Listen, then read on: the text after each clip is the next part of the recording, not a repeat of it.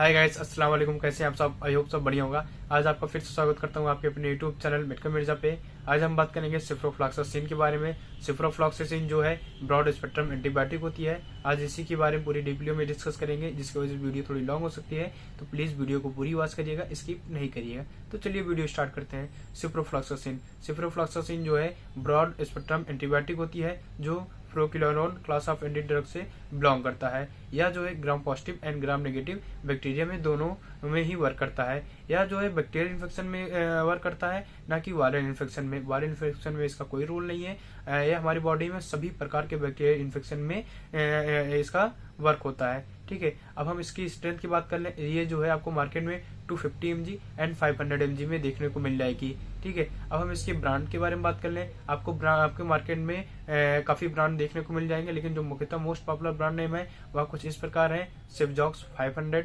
सिप्रोट्रैक 500, सिप्रान 500, ciprofloxacin 500 and Jackson 500। ऐसे कुछ most popular brand name है मार्केट में और भी। ठीक है, ब्रांड नेम कोई भी हो, कंटेंट सेम रहेगा सिप्रोफ्लॉक्सासिन। ठीक है, अब हम इसकी यूजेस के बारे में बात कर लें।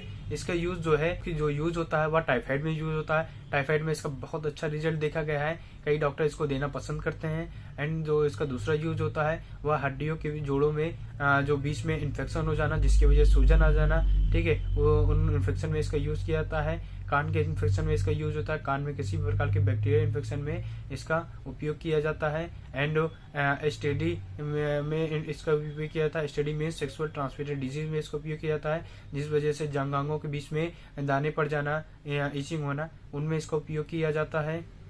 यूटीआई इन्फेक्शन में यूज होता है। यूरिनरी ट्रैक्ट इन्फेक्शन में अगर किसी पेशेंट को पेशाब के रास्ते में जलन हो रहा है, पेशाब के रास्ते में दर्द हो रहा है, पेशाब करने के बाद भी पेशाब लगना महसूस होता है, तो उनमें इसका उपयोग किया जाता है। एंड प्रोस्टेट ग्लैंड इन्फेक्शन में भी इसका यूज होता है। और आरआईटी इन्फेक्शन में यूज होता है। रिस्पायरेटरी ट्रैक्ट इन्फेक्शन में इसका यूज किया जाता है। अगर किसी पेशेंट को ब्रोंकाइटिस हो गया हो, निमोनिया हो गया, या उसकी टॉन्सिल बढ़ गई हो, या थ्रोट में किसी भी प्रकार के इन्फेक्शन में इसका यूज किया जाता है। एंड अगर किसी पेशेंट को इंटेस्टाइन में इन्फेक्शन हो गया हो, जिसकी वजह से उसको बार बार उल्टी जैसे महसूस हो रहा हो, तो उनके उस इन्फेक्शन में इसका यूज किया जाता है। अब इसके बारे में बात करें, इसके डोजेस के बारे में। इसका जो डोज होता है वह 20 mg kg पर बॉडी वेट चलता है। ठीक है, अगर किसी पेशेंट का वेट 50 mg है तो उसको हम 20 mg kg पर बॉडी वेट से इक्वल करेंगे, तो आ जाएगा उसका 1000 mg kg पर बॉडी वेट। तो उसको 1000 mg एक बार में नहीं देगा, उसको हम डिवाइड करके देंगे।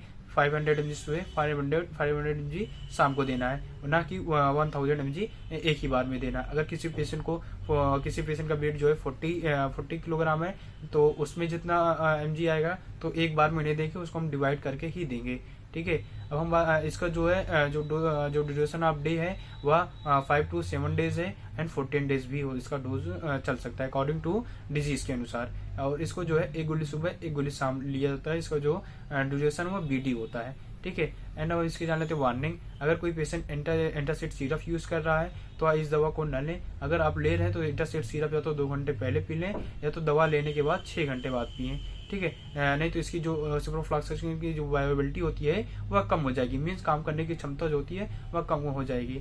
एंड अगर कोई पेशेंट बहुत ज्यादा अल्कोहल यूज कर रहा है तो आप पेशेंट को न लें।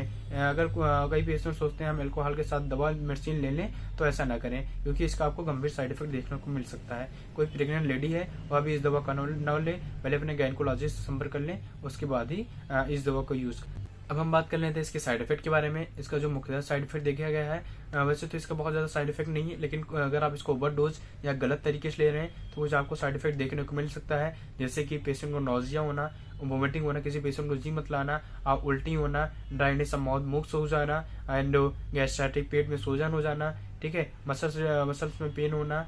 ठीक है, ऐसे कुछ आपको समस्या अगर देखने को मिल रही है, या तो इसके अलावा भी कुछ समस्या आपको देखने को मिल रही है, तो आप दवा को स्टॉप कर दें एंड अपने फार्मासिस्ट या डॉक्टर से पहले संपर्क कर लें, उसके बाद ही दवा कंटिन्यू करें। Thank you.